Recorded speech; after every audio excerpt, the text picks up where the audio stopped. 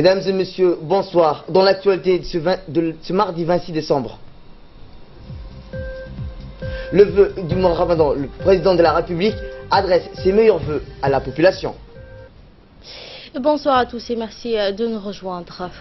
Le président de la République formule ses vœux à ses compatriotes à l'approche du mois béni du Ramadan.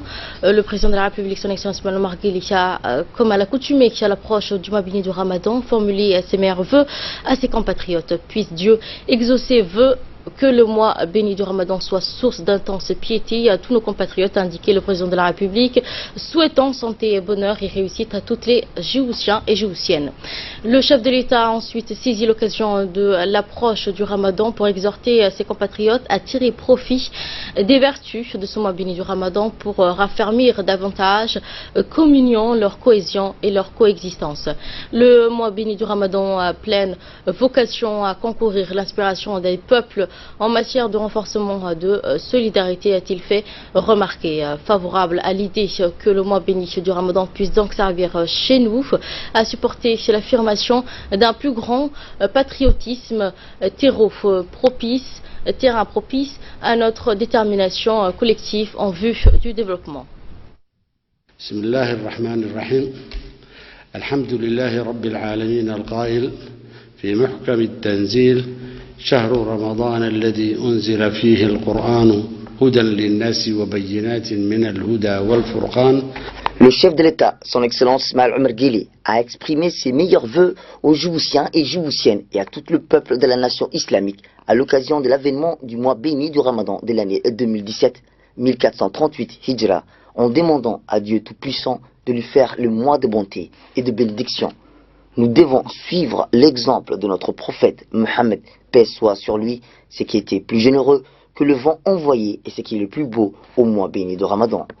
Nous rendons grâce à Dieu que nous avons atteint ces mois sacrés. Nous demandons au Tout-Puissant de nous aider à jeûner et à faire, qui nous amène à faire des bonnes actions et protéger notre pays et le reste du pays, le mot islamique, de la tribulation qui l'écoute et répond. Concitoyens de notre chère nation, nous avançons à un rythme soutenu sur la voie du changement et de la transformation et nous continuons la volonté de Dieu de cette manière afin de réaliser les progrès souhaités et l'avenir prometteur qui sont tous mis en place. Puisse Dieu aider l'humanité à vivre dans la paix et à concrétiser ses aspirations au progrès de la prospérité, a-t-il poursuivi.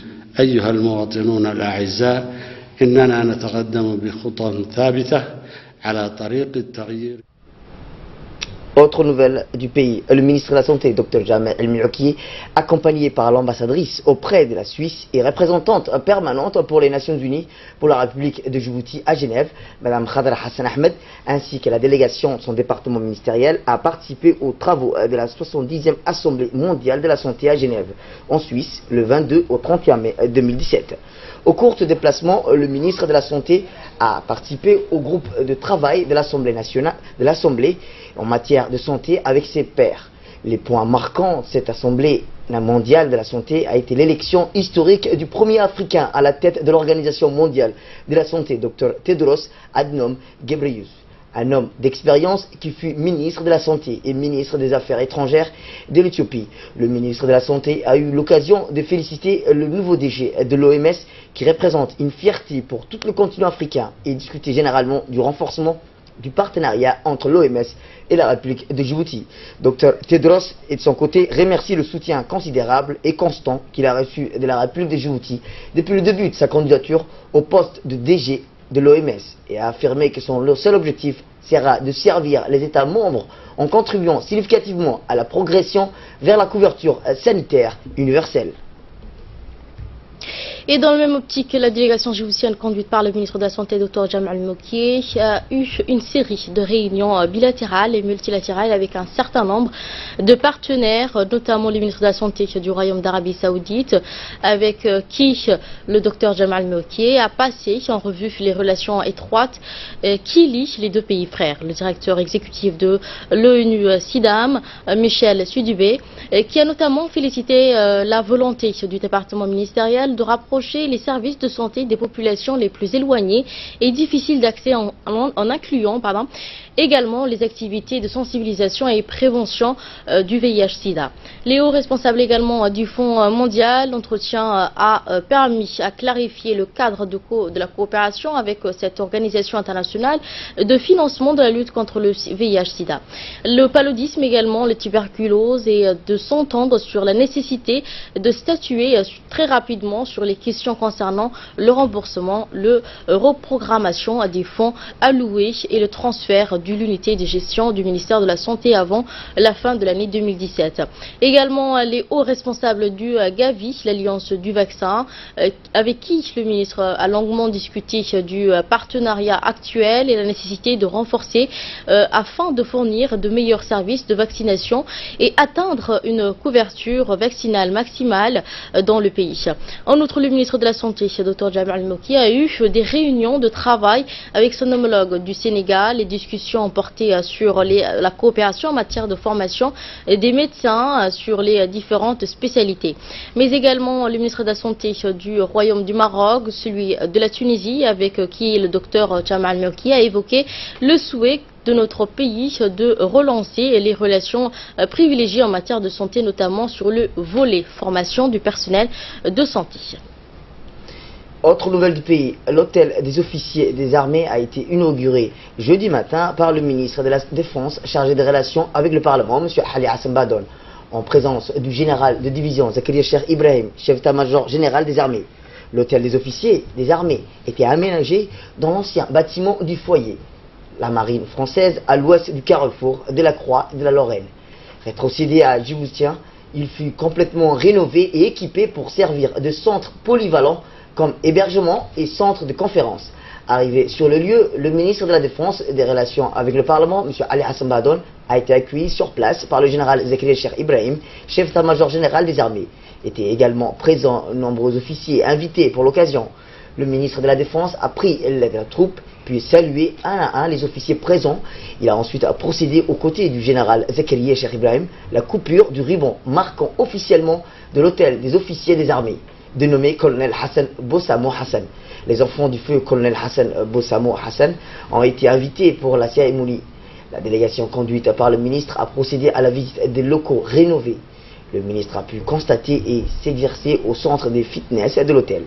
Il a aussi apprécié les chambres des différentes standings, notamment des chambres individuelles et des suites. Ces chambres qui occupent les 2 étages supérieurs, l'édifice sont prêts à accueillir les officiers des délégations pour toute autre utilisation des forces armées. Au rez-de-chaussée, le ministre de la Défense a en revue la grande salle de conférence capable d'accueillir autour de la table rendre 50 personnes assises avec une sonorisation dernier cri. Enfin, accompagné par le général des divisions Zakaria Cheikh Ibrahim, le ministre de la Défense, M. Ali Hassan Badon, a pu constater la grande salle de réception conçue pour recevoir en audience les délégations de haut niveau. Et à l'issue de la visite des locaux, le ministre de la Défense, M. Ali Hassan Badon, et l'ensemble des officiers ainsi que les enfants de feu colonel Hassan Bassoma se sont retrouvés autour d'un pot animé par le groupe Harbi.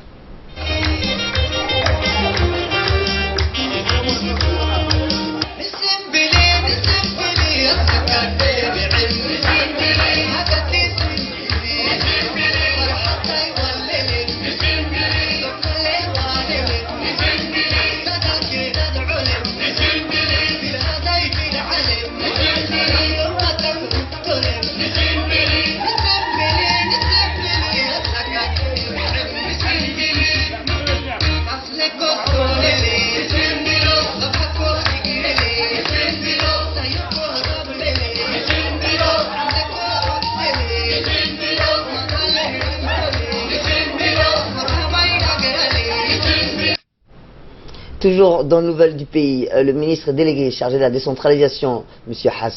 Hamadou Mohamed Aramis, a reçu cet après-midi à son cabinet l'ambassadeur de l'Émirat du Koweït auprès de la République de Djibouti, M. Youssouf Hussein Al-Qabandi.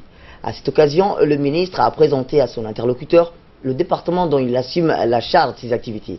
Il a en profité pour mettre en exergue les faits que ce département a été créé par le chef de l'État, son Excellence Ismaël Omar Guelleh, pour servir de vecteur de développement des régions. À ce sujet, il a rappelé la mise en place des plans de développement régionaux pour le gouvernement par le biais du ministre des Finances, tenant compte des caractéristiques et des potentialités de chaque région, et pour le financement desquels les bailleurs de fonds seront sollicités prochainement. Il a insisté sur l'importance de la mise en œuvre pour le gouvernement de ces plans de développement régionaux qui visent à corriger les disparités existantes entre la capitale et les régions de l'intérieur du pays. Enfin, il a présenté les besoins de son jeune département pour remplir à bien ses missions, dont les plus urgents portent sur la formation et les petits projets de développement. L'ambassadeur de l'Émirat du Koweït auprès de la République de Djibouti, M. Youssouf Hussein Al-Qabandi, quant à lui, a remercié tout d'abord le ministre pour l'accueil. Il a rappelé que les relations de l'Émirat du Koweït avec la République de Djibouti sont très anciennes et très bonnes. Le diplomate a loué la clarté et la présentation du ministre Aramis, qui témoigne, a-t-il dit, de la part de celui non seulement de la bonne maîtrise des dossiers, mais également son entité, engagement et dans les missions dont il en charge. Il a ensuite présenté les différents projets soutenus par son pays en République de Djibouti via le Fonds koweïtien du développement et dans le secteur de l'énergie, la route reliant le port de Tadjoura à Balhou. Il a enfin assuré le ministre Aramis de sa disponibilité à coopérer avec le ministre délégué chargé de la décentralisation et à appuyer ses projets, tant au niveau fonds koweïtien du développement que du ministère des Finances de son pays. A noter que l'entretien du ministre avec l'ambassadeur de l'Émirat du Koweït s'est déroulé en présence de ses conseillers techniques, M. Aramis Ahmed Souley et M. Mohamed Salah Derkala. Et dans le reste de l'actualité, le secrétaire général du gouvernement, M. Mohamed Hassan Abdillahi, a procédé aujourd'hui à la clôture de l'atelier de formation sur la cybercriminalité, sur la cybersécurité, organisé par l'Agence nationale des systèmes d'information de l'État, en partenariat avec le Centre régional arabe de cybersécurité et Djibouti Télécom.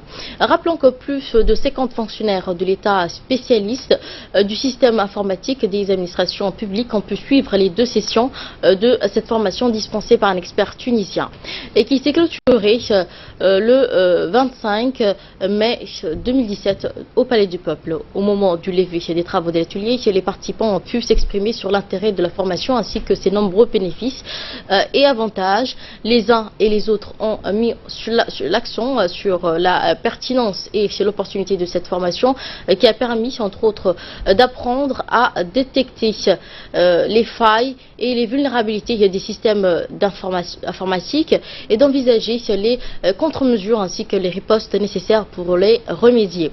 Les uns et les autres ont également souligné la qualité de la formation, exprimé le souhait que l'ANSI organise d'autres à l'avenir. L'expert formateur M. Tarek Mohamed a pour sa part rappelé que les sessions de formation n'étaient que les moments d'initialisation qu'il fallait nécessairement compléter avec une auto-formation et améliorer par une constante recherche personnelle et des initiatives individuelles, voire collectives. Et à l'issue des interventions officielles, les participants ont reçu des mains du secrétaire général du gouvernement et des directeurs généraux de l'ANTI et de Djibouti Télécom des attestations de formation. Et dans le mot de fin de clôture, le secrétaire général du gouvernement, M. Mohamed Hassan Abdillahi, a fortement mis en lumière la menace sécuritaire qui va avec l'introduction des technologies de l'information et de la communication dans le but de moderniser les services publics. C'est un honneur aujourd'hui pour moi de me retrouver parmi vous pour procéder à la clôture de cette formation sur la cybersécurité qui a été organisée par l'ANSI en collaboration avec le Centre régional arabe de cybersécurité et avec Djibouti Télécom. Pendant 2 semaines, vous êtes attelés avec un grand intérêt à connaître ou à découvrir pour certains d'entre vous les outils pratiques et modernes en matière de sécurité des applications web et des tests de vulnérabilité prévus au titre de cet atelier. L'évaluation qui en est faite ainsi que les différents commentaires que j'ai entendus au cours de notre conversation témoignent tout le sérieux qui ont caractérisé vos travaux. Vous êtes aujourd'hui mieux familiarisés avec ces différents instruments qui vous ouvriront sans aucun doute de nouvelles perspectives dans l'appréhension et la conduite quotidienne de vos tâches et responsabilités. Je me réjouis des résultats bien encourageants auxquels vous êtes parvenus au terme de cette formation. Mais je mesure également le travail qui reste à accomplir.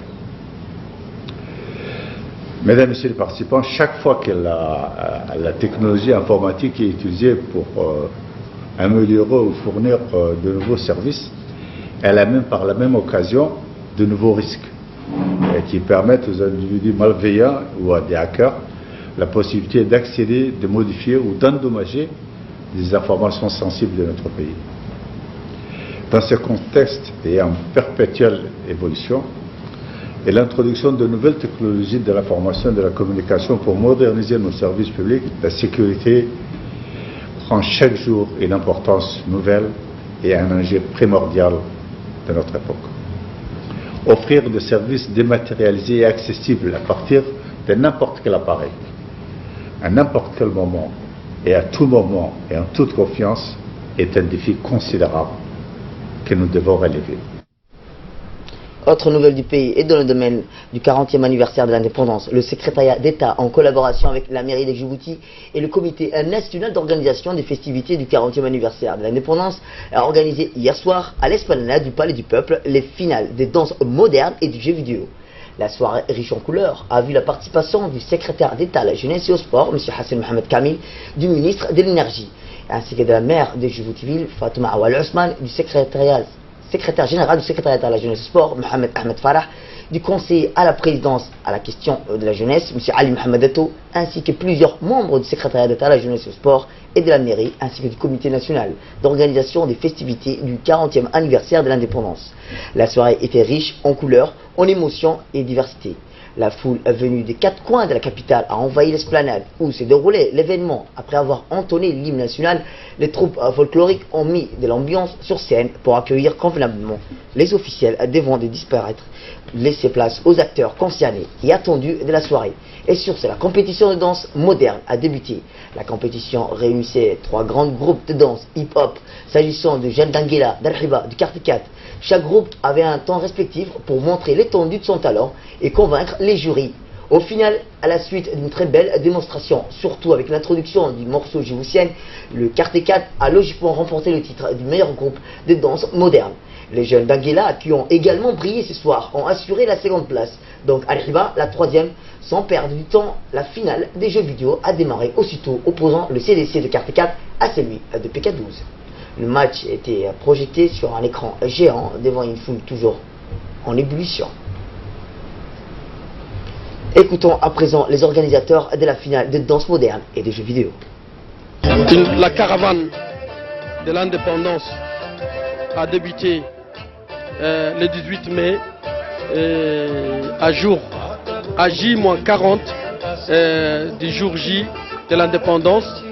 Cette caravane de l'indépendance dont la commission est composée de représentants du comité d'organisation des festivités du 40e anniversaire de l'indépendance, du secrétariat d'État à la jeunesse et des sports, de la ville de Djibouti, la mairie de Djibouti et des partenaires comme l'établissement Chadili et la société civile, le Conseil national de la société civile. Cette commission a débuté ses réunions depuis le 16 mai pour essayer de planifier et mettre en place un programme détaillé, ficelé, pour que cette caravane de l'indépendance puisse toucher toutes les artères de la capitale, c'est-à-dire dans tous les quartiers populaires, les centres de tous les quartiers populaires puissent être animés, et non seulement animés, mais puissent être sensibilisés et mobilisés pour le grand jour, à savoir les 2017.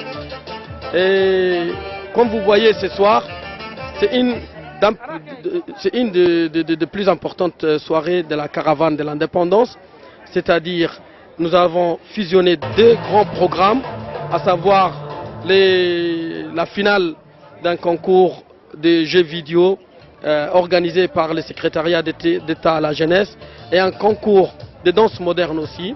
c'est un plaisir de travailler en étroite collaboration avec tous ces partenaires-là afin que ce 40e anniversaire soit fêté comme il se doit. Chaque UNFD est une organisation non gouvernementale à but non lucratif. La pionnière des structures associatives djiboutiennes créées à la veille de l'indépendance nationale le 30 avril 1977 par le mouvement féminin indépendantiste. Voici le magazine de la rédaction.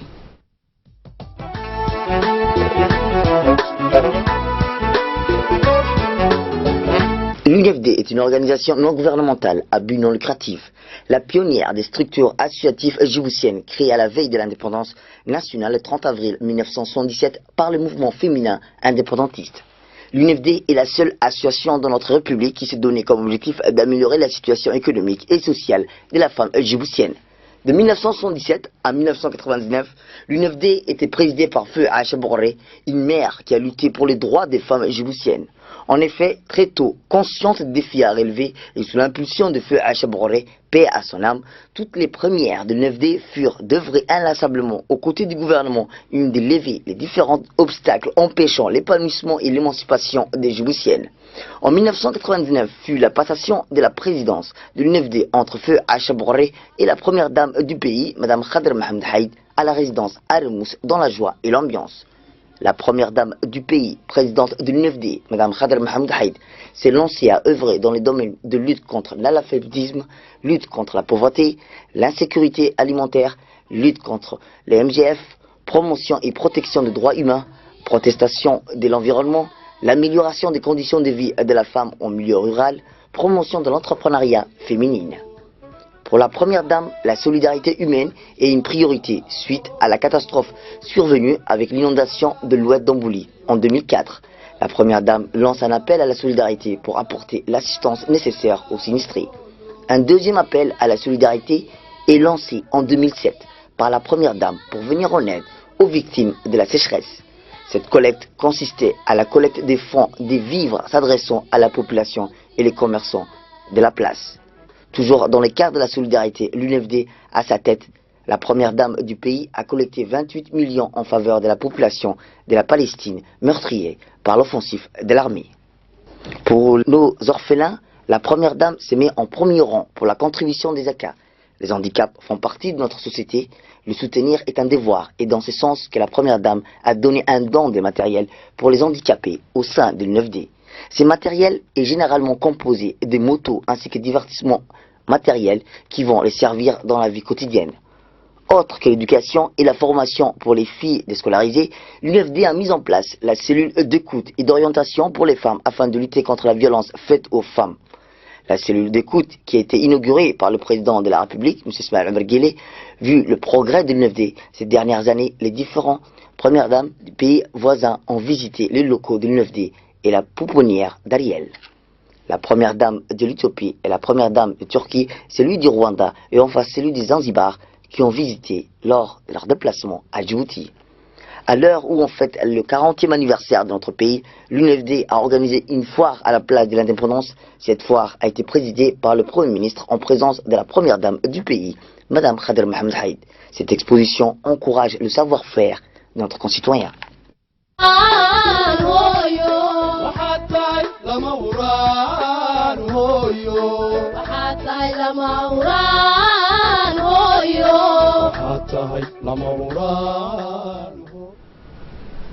Suite aux différents mini-caravanes qui sont déroulées du 9 au 18 mai dans plusieurs localités, à savoir Assaela, Yoboki, Sagal, Bakari Dora et Holhol, qui a permis de mobiliser plusieurs médecins spécialistes pour prodiguer des soins de qualité à ces populations ruraux. Durant le déroulement des activités médicales et dans ces localités éloignées, les équipes médicales ont constaté sur des enfants de moins de 5 ans des signes de cardiopathie et de problèmes rénals et confirmés par l'examen échographie au niveau de l'hôpital Pelletier.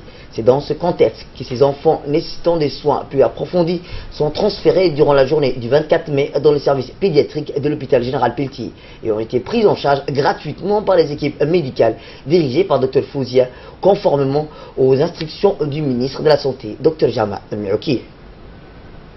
Écoutons à présent l'intervention du médecin.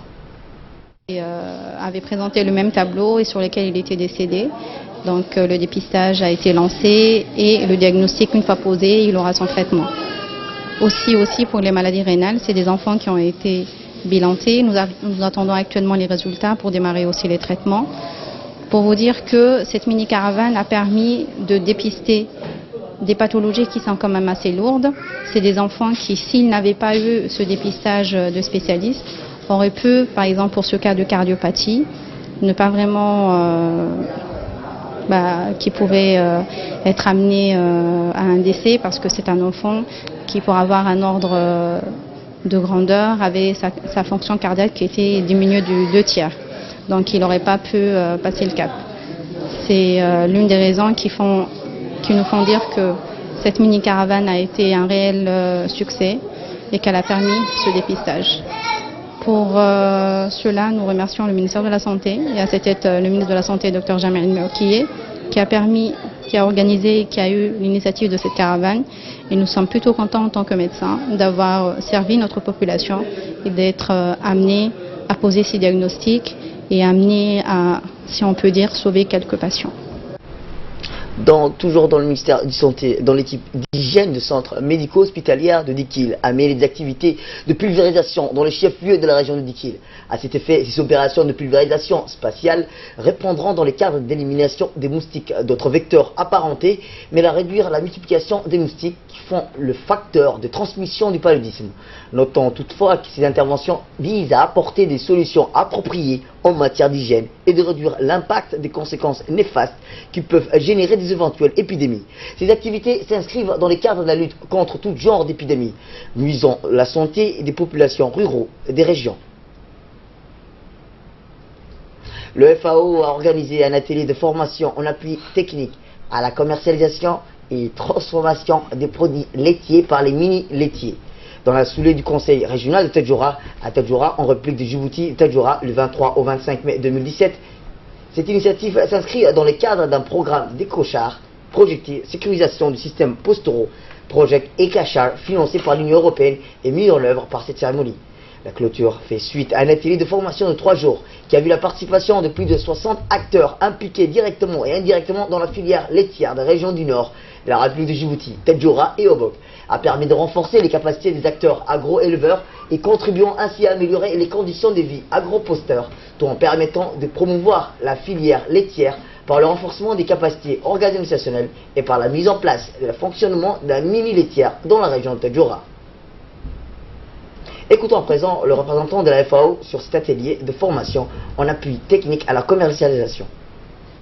Ce projet a comme priorité stratégique, comme vous le savez, la sécurisation des systèmes pastoraux, le renforcement de la résilience des populations pastorales aux difficultés du milieu et particulièrement les populations les plus vulnérables à l'insécurité alimentaire en République de Djibouti. En République de Djibouti, l'élevage étant la principale activité en milieu rural. Ces productions, particulièrement le lait et ses produits, constituent des aliments nobles, source importante de revenus pour les éleveurs et agro-éleveurs et de protéines de qualité pour la population djiboutienne, notamment les agropasteurs et leurs familles. Cependant, cette filière est confrontée à de nombreuses contraintes, dont vous avez cité certaines parmi ces contraintes. Brièvement, je dis que c'est des contraintes liées au manque de ressources alimentaires, hydrauliques, l'eau, sanitaires, mais également un faible niveau d'organisation des producteurs du lait. Et enfin, dans l'actualité nationale, la brigade de gendarmerie de Chermoussa a été saisie d'une affaire de détournement de plus de 8 millions de francs du Djibouti. Suite à des renseignements, il s'avère que l'auteur principal se trouve à Dubaï. D'après l'enquête, il s'avère qu'un frère de l'auteur principal lui aurait donné aide et assistance pour empêcher son arrestation par les gendarmes. Ces derniers a été arrêté du 24 5 2017 vers 11h30 du matin.